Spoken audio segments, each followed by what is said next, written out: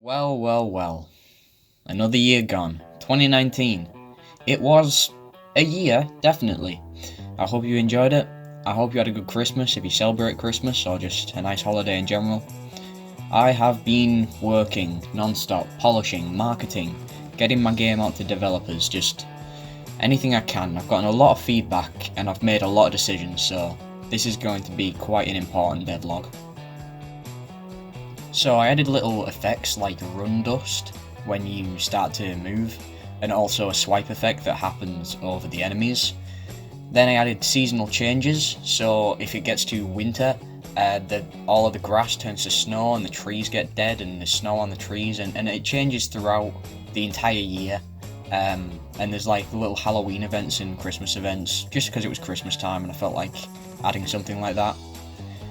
Then squash and stretch on the character, because he's quite boxy, so when you jump he gets really thin and like long, and when he lands he gets like really wide and short, and he sort of feels like jelly now.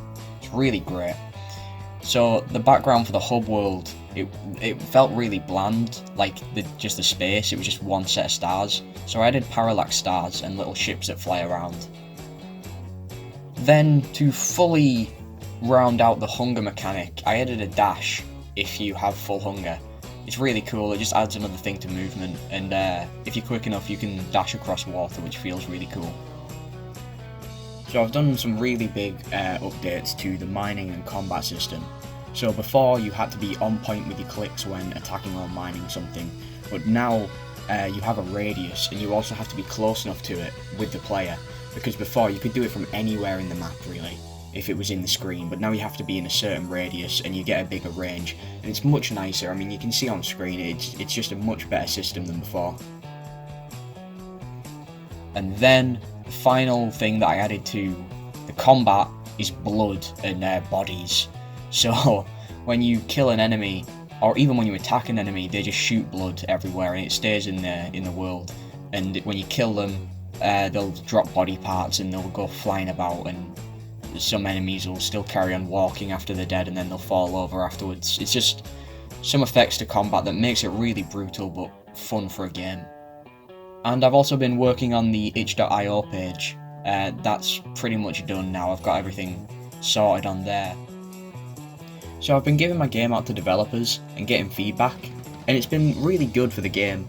It's been mostly positive. People like the idea and they like a lot of the movement, but there was some little bugs and some things that need to be fixed, and I've worked on a lot of that, and I think a lot of it's much better now. But I realise that there's still a lot more polish that could go into it, and this game could be much better. So I think I'm going to change the release date. Now I know what you're thinking. Hang on, you just announced the release date in your last video. Now you're just changing it? Yes, but I am going to release a demo on January 15th. I just figured that I can make this game better, and if I can, I should. That's fair, right?